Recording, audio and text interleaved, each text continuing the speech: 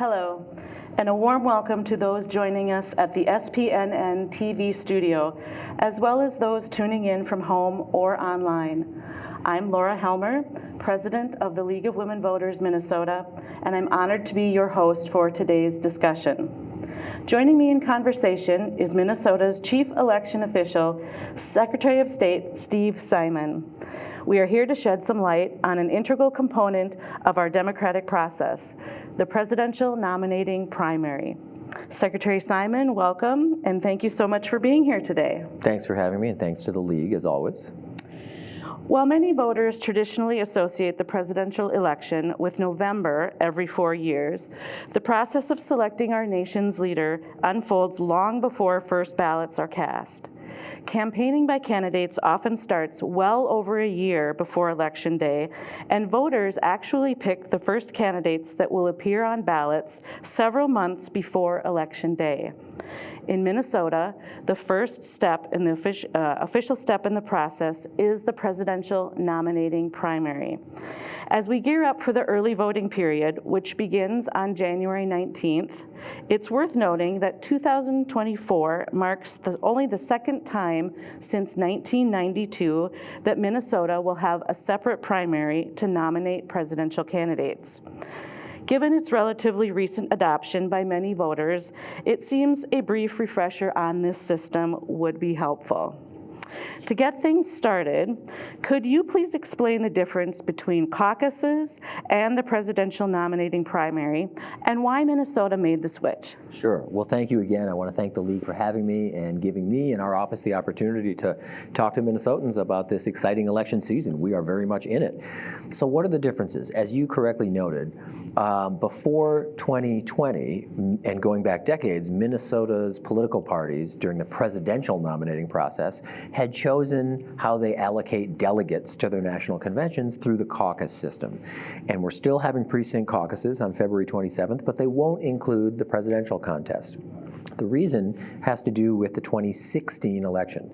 In 2016, it was an open seat presidential election. President Barack Obama was term limited, so it was a wide open contest in both political parties. And what we saw in 2016, and to some extent in prior cycles too, was participation that was so overwhelming in both of the two largest major political parties, the DFL and the Republican Party, so overwhelming that it really did overwhelm the capacity of volunteers to really handle all the traffic. And this was all over Minnesota, rural, suburban, urban, Republican, Democratic, it didn't matter. And the legislature concluded, based on that experience, that there has to be a better way of doing this, not just a scurry for scratch paper and Post-it notes and that sort of thing. Their thought, I think, was let's do this in an orderly way in a real election. And so starting in 2020, we had that real election, a presidential primary. And this, as you mentioned, is the second time we're going to be doing that. It will take place on March 5th, which is Super Tuesday, which means a number of other states will be doing it the same day that we do it as well. So that's the basic difference, and that's why the departure from the old system. Right. Well, who can vote in the presidential primary, and when and where do they do that? Well, anyone who's an eligible voter can vote, meaning someone who is 18 years of age or older, someone who is a resident of Minnesota, and someone who is a citizen of the United States of America. If you meet those criteria, you can vote. And if you meet the age criteria by that day, it's not whether you are 18 at some later day, like the general election. If you are 18 years of age or older by March 5th of 2024, then you can vote. And where do they do that? Well, there's a number of ways to do it. They can either do it on game day, so to speak, on Election Day, March 5th, at any one of the normal 3,000 polling places that we have around the state. And if any one of your viewers are wanting to know where that polling place is, or whether it's changed in some way, they can go to our website, which is mnvotes.gov, that's mnvotes.gov, and find out where their polling place is. So you can always do it on game day in a polling place during given hours. Or they can vote absentee, and there are two basic ways to vote absentee. One is in-person absentee, typically at a city hall or a county building, and there again, our website, mnvotes.gov, can instruct people as to where to go. Then the other way to vote absentee always is to vote from home, to have the ballot come to you, to go to that same website, you're sensing a theme here, mnvotes.gov, and order the ballot to come to you. So you can vote from your kitchen table. You can vote from your home, and that's an increasingly popular option as well. So those are the three basic ways. Two ways to vote absentee, both in person and by mail, and then, of course, the more traditional voting in a polling place on Election Day. And can anyone vote absentee or vote early, or is there a qualification? There's no qualification. If you are an eligible voter, if you meet all the criteria for being an eligible voter, you can vote any way you want. You can vote from home, you can vote in-person absentee, you can vote on game day in a polling place. Great. Does a voter choose which party's primary that they want to participate in? And do all parties participate, and do they appear on the same ballot? So, great question. And that can lead to some confusion, which is where I'm glad you asked the question. So, this is a unique kind of election contest. Each participating party, and there are three major parties in Minnesota, all three of which have announced an intention to run this primary. One is the Minnesota DFL Party, one is the Minnesota Republican Party, and the other is the Legalize Marijuana Now Party. Those are our three major parties, and they are all participating. The way it works for this contest, which is really unique among any other kind of election, is there are separate ballots for each of the three political parties, and the voter has to say which ballot the voter wants to participate on. That's different, and I'm sure some of your viewers will recognize. In the other kind of primary we typically have in August, which is simply the winnowing process to winnow multiple people from the same party running for an office to one person who goes on to November. In that contest, it's all on one ballot. And so nobody knows, and nobody can or will ever know, whether a particular voter voted in the DFL primary for those candidates or the Republican primary and any other party's primary. Here, though, the voter does have to request a certain ballot, that they want this ballot or that ballot or that ballot. You can only vote one, but you do have to request it. It's a separate document. All right. Who decides what names appear on that ballot? And is there a space for a write-in candidate? Yeah, well, I'll answer the last part first. There's always a space for a write-in ballot in Minnesota. So if you've heard, as I have from time to time, from people who say, well, I don't like the candidates on this ballot, there are a couple of responses to that, one of which is we always have the write-in option. So you can write in someone that you wish was on the ballot, or someone you know or trust or think ought to be in that particular job who isn't listed on the ballot. But in terms of who decides, that too is unique in this contest. In every other election or contest I'm aware of in Minnesota, who is on the ballot depends on who files for a particular office. And there's a filing process, sometimes with our office, sometimes in the counties, where a candidate for any office, if it's state legislature or secretary of state or governor or Congress, they have to physically go somewhere typically and file. But that's not the case for the presidency. Minnesota law says that in the case of the presidency, it's the political parties, in this case the three major ones in Minnesota, they decide who will be on the ballot representing their party. So it gives a considerable amount of, let's say, discretion, maybe power is another way to put it, in the hands of the party chairs of those three parties. They don't have to submit to our office the names of every single person running in their party. You know, I would hope they would, but they don't need to. They can be sort of the gatekeepers and decide who is going to represent their party in the presidential nominating primary. So it's not candidate filing, it's the political party giving us a list. When was that decision made? Because I would imagine those ballots have been printed already. Yeah, great question. So the deadline for submission to our office was January 2nd. And the reason for that deadline is, I think I mentioned that coming up pretty soon, we have the start of the absentee ballot period. It's going to be Friday, January 19th. That's the start of the absentee period for the presidential nominating primary. But when you work backwards from that, right? Like anything in life, you got to work backwards from that timeline. Okay, if people are going to start voting on January 19th, then you've got to plan into that period some period of time for ordering the ballots, printing the ballots, sending them to the places they need to be. And so January 2nd gives 17 days for all the counties and cities and townships across Minnesota to order those ballots with all the names, so we know with finality what the names are, and that gives them enough time, that 2.5 week period, to have the ballots ready by January 19th. Sure. How will voting in the presidential primary work for mail ballot precincts, such as townships and cities with less than 400 registered voters? Could you explain the process for those voters and what information is provided by election officials in those precincts? Yeah, thank you. I so appreciate the question, because this is a part of Minnesota elections that not everyone necessarily knows about, but a growing number do. So way back in 1987, Minnesota passed a law that said that if a community is a township of any size outside the metro area, or if a community is a city with 400 or fewer registered voters, not necessarily people, but registered voters, so they fall into one of those two categories, they can elect, if they choose, to ditch their polling place, to say, we don't want the expense of a polling place, we're having trouble staffing it with election judges. For whatever reason, they can say, hey, we're just going all by mail. So every time there's an election, we're just going to mail a ballot to every single person who's a registered voter who lives in our area, in our township or in our city. Well, over the years, that number has risen considerably. We now have over 200,000 people in Minnesota who live in jurisdictions that have made that choice. And it's not a permanent choice. We saw with COVID some cities or townships that adopted vote by mail and then went back after COVID. But a number of them went there during COVID and decided they really liked it, or they liked the cost savings. It's not for me to say, it's not our decision, it's completely a local decision. But to your question, what happens with them? So if you live in a city that has 350 registered voters in a particular part of Minnesota, what happens? And what's interesting about it, given the fact that we just talked about that there are separate ballots, it does mean that every voter is mailed 3 ballots: the DFL ballot, the Republican ballot, and the legal marijuana party, or legalized marijuana now party ballot. So they'll get all 3. Now, only one can count, and there are explicit instructions, please don't send back all 3 voted ballots. You only get one choice, but that's what's going to happen. They all get 3 mailed to them. They're instructed to mail 1 back, destroy the others. Only 1 will be counted anyway, and that's how that works. All right. That's an interesting number. I bet people would be surprised to hear how many voters vote by mail. Yeah, for sure. As you've noted, to vote in the presidential nominating primary, voters must select a party when they request a ballot or when they return their mail ballot.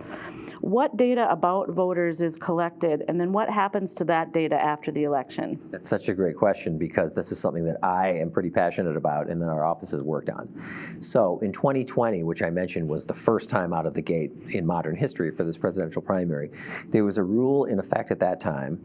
We argued against it at the time, but we weren't successful in eliminating it. There was a rule in 2020, not this year, but then, that said that if you vote in the presidential primary and you're requesting that ballot, one of those 3 parties, then the information about which ballot you chose, while not public, thank goodness, in my mind, was available to all of the parties. That didn't sit quite right with me, and I think it didn't sit quite right with a lot of people in Minnesota. There are real privacy concerns. Minnesota is a state, I always think this is interesting, we don't register by party here, and we're in the minority. 32 states have party registration. We're among the 18 that do not have party registration. So some of your viewers have maybe lived in other states where you register to vote as a Democrat, or I'm a registered Republican, or I'm a registered this. We don't have that. We've never had that since statehood. You're just a registered voter, period. No one asks you, and you don't say what your political affiliation is. So culturally, that's a new and maybe to some people weird thing to have to sort of disclose publicly by choosing a ballot. So we managed to get through a change that makes it better. I would love it to be someday like the August primary, where nobody will ever know, where it's totally anonymous. But as a pretty good step in that direction, we got a law passed that now says, okay, if you go to the election judge on election day and you say, give me the Republican Party ballot, the only ones who will ever know that you chose the Republican Party ballot is the Republican Party in that particular hypothetical. And what the political parties say, and they want this, is it's sort of like a sign-in sheet. If you went to a political party event, this is what they say, if you went to a political party event, you wouldn't take offense if they said, hey, welcome, thanks for coming, could you just sign in our sign-in sheet? They and only they have the sign-in sheet. They're not sharing the sign-in sheet, as 2020 had them do, with other organizations or parties, but just them.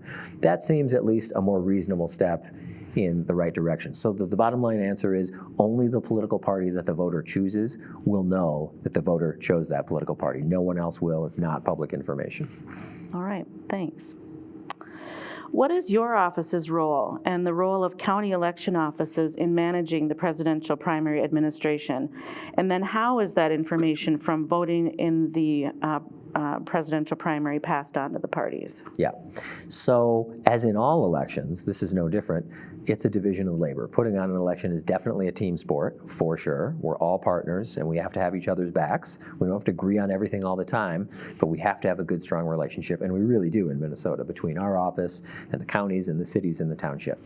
One thing I always tell people to keep in mind is that we do not count votes in the Office of Secretary of State. Some people mistakenly believe that we do, that we're some big vote processing center. We never lay a finger on anyone's ballot. That's just not what we do. That all happens with this election and every election at the local level. So it's counties, cities, and townships that are processing, that are counting, that are printing the ballots in the first place, and then they transmit the unofficial election results to us that night. Everything's backed up by paper. Remember, we're not a touch screen state where people are pushing a bunch of buttons. We're good old-fashioned pen and paper, something you can touch and feel and see. So the unofficial numbers are what are reported to us that night, but it's always, always, always backed up by paper. And we got to keep the paper under federal law for a couple years after every election. So Minnesotans should rest assured. So all the counting happens at the local level. We oversee that process, but they're the ones that do that. In terms of after the election, the political parties get a list, or they get the data of the voters who chose their ballot. Obviously, they don't know anything about how anyone voted, but Democrats will know how many and who chose the Democratic ballot. Same with the Republicans, same with the Legalize Marijuana Now party. So that's really how it works. And otherwise, it's not really different than any other election. There will be a canvassing and certification process after the election. There will be the usual things that happen before the election, like public accuracy testing of all the elections equipment and tabulation equipment that's used. That's a real transparency initiative that allows people to watch elections administrators kind of kick the tires of elections equipment in a public setting, try to trick the machines basically, and ought to persuade people about the trustworthiness, generally speaking, of that technology. Sure. You know, some voters may wonder what the cost is to administer the presidential primary and who pays for that. Yes. Well, when the legislature initially proposed in the aftermath of 2016 going to a presidential primary in 2020, you can imagine that local governments in particular, counties and cities and towns all over Minnesota said, whoa, whoa, whoa, time out here. Are you telling us that once every 4 years in the presidential election year, you're going to make us run not 2 statewide elections, but 3 statewide elections? There's always the November general election. There's always the August regular primary that winnows from some larger number to 1, the number of everyone in a particular party running for a particular office. So they always had those 2. And their sort of story was, wait, now you're saying every 4 years you want us to run 3 statewide elections. Wait, you got to help us pay for this. You can't just pass this law and leave us holding the bag. And we in our office were strong, strong proponents of doing just that. In fact, we got together testifiers from counties and cities to go to the legislature and said, okay, if you're going to do this, if you're going to go to a presidential primary system, you got to pay for it, because you're asking a lot of local government officials. And by the way, this is my opportunity to say what I often do when I can, which is that, you know, Minnesota has 87 counties, of course, and there are only 9 counties in Minnesota that have year-round elections-only offices: Hennepin, Ramsey, St. Louis, Dakota, typically the bigger ones. In the rest of Minnesota, that is not in those 9 counties, the people who run elections, and by the way, they do just as good and just as thorough and just as honest a job. It's not that, but they're spread a little bit thin. In almost everywhere in Minnesota other than those 9 counties, the people in charge of elections might also be in charge of property taxes, might also be in charge of housing inspection, might also do work with ditch and drainage issues. So the point is, when you ask someone to run for election, run an election, it's a big deal. It's a big administrative, a complex thing to pull off. So to answer your question, how much does it cost? We pushed for the law successfully that would have them reimbursed, and we are the entity that does the reimbursing. So we track all the receipts, and after the fact, we reimburse them. And we expect that the presidential nominating primary this year is going to cost somewhere between $12 and $14 million. We've already told the legislature that, so no one's shocked or surprised. But we always, in the fall of the year before, so this last fall, give them an estimate, so no one's shocked. And that's about the range that we think it will be in. And again, we administer the refunds or the reimbursements to counties and cities. They sort of have to save their receipts, and then we reimburse them for their out-of-pocket costs in administering the election. Very good. Secretary Simon, do any recent changes in election laws, including the start of counting absentee ballots and when counties can allow ballots to be entered into the scanner by voters, affect the presidential primary? Yes. In fact, this is the first election where we're going to see the implementation of these new changes, and I completely supported them, and they're things that folks from all over the state say that they wanted, particularly those who administer elections.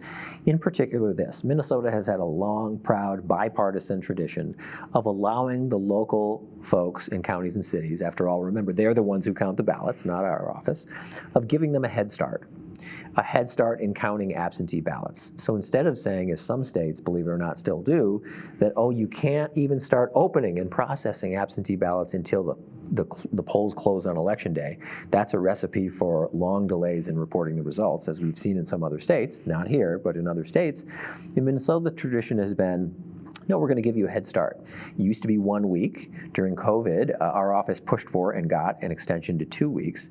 And now we have a consensus that given the increasing popularity of voting by mail or absentee voting, that we now have a sort of double reform. First, that period, that head start period is going to be permanently longer. But now we have something called direct balloting. And what direct balloting means is, and for your viewers who have gone and voted in-person absentee, they know what I'm talking about. It used to be the case that up until pretty close to the election, if you went in and voted at your city hall, or you voted at a county courthouse, or the like, in-person absentee, that there were all these envelopes involved. You had to put your absentee ballot in an envelope, and then that went inside another envelope. And it was frankly just a hassle for voters, when in reality what might happen is you might use those double envelopes, hand it to someone behind a counter, and 60 seconds later they're opening the envelopes again. It doesn't make sense. It just seems like an example of something we don't need to be doing. So now with 18 days of direct balloting, it means that when Minnesotans go in to vote in-person absentee, 18 or fewer days before the election, they will have an experience without envelopes that is very much like the election day experience. They'll go in, they'll be handed an absentee ballot, and they will fill it out and just hand the ballot back or put it in a tabulator directly, instead of having to do envelopes inside of envelopes. So it's called direct balloting because that's really what it is. And now for the first time, we have it 18 days before every election. All right. Is there anything that I didn't ask about the presidential primary that you think we ought to know about? Well, the only thing I would say about it is not so much an election administration issue, but the fact that since 2020, and again in 2024, we are a Super Tuesday state, which means no matter what your party affiliation, Minnesota has arguably an outsized impact on the process, because we're in that cluster of states relatively early on March 5th that will have their contest on that date. And so we're really in the mix from the standpoint of deciding presidential nominees. We'll see how it shakes out this year. I'm not going to hazard any guesses as to punditry and who's up and who's down. But the point is we're in the mix.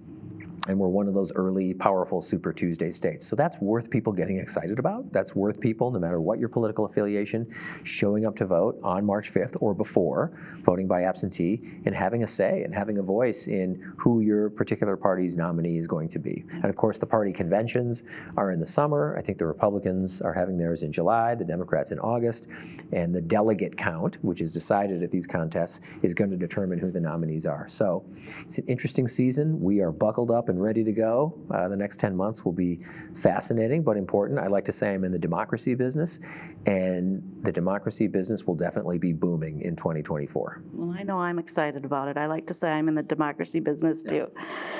Finally, given that many of us will share this information out with our networks, what resources will your office have available for voters leading up to that March 5th election, also known as Super Tuesday? Right. Well, all roads really do lead to our website. It's a fantastic one-stop shop. Again, it's mnvotes.gov, mnvotes.gov. That's the place where you can find not only where your polling place is on election day, but where you might go to vote in-person absentee. It's a place where you can register or re-register to vote if you've moved or had a name change. Those are circumstances where you might want to register. It's where you can request the ballot to come to you at home and order that ballot. It's where, if you know a 16 or 17-year-old, you can tell them to pre-register to vote, which we now have in Minnesota. It's also the place where you can figure out, not just for the presidential primary, but any election, who or what is on your ballot. A lot of times people will say, well, I know there's an election, and I know what it's for, I just don't know who all the candidates are. So if you go to our website and input your address, up will pop a sample ballot that shows you who's on your particular ballot, what contests. Obviously on March 5th, it's just one contest, but it will have links to the websites of the candidates as well. So there are multiple ways to get information from our website, mnvotes.gov. We're happy to be of service. We have a special crew, a phone room sort of set up for people in the weeks leading up to every election in Minnesota, including the presidential primary. We staff up, we bring in folks to handle the high volume of calls from all over Minnesota. So if the website's not your thing, that's another way to contact our office. All right. Thank you, Secretary Simon, for being with us today and for sharing this information with all Minnesotans. And thanks to the St. Paul Neighborhood Network for hosting us and for making this information widely available to other cable networks and also on their YouTube channel. Should viewers have additional questions about the presidential primary or other upcoming elections, don't hesitate to reach out to the League of Women Voters Minnesota office or to the Secretary of State's office. Be sure to check out vote411.org beginning in mid-February for more information about candidates and voting. Thanks to you all for spending this time to actively engage in democracy. And remember, early voting starts on January 19th. Your vote is your voice.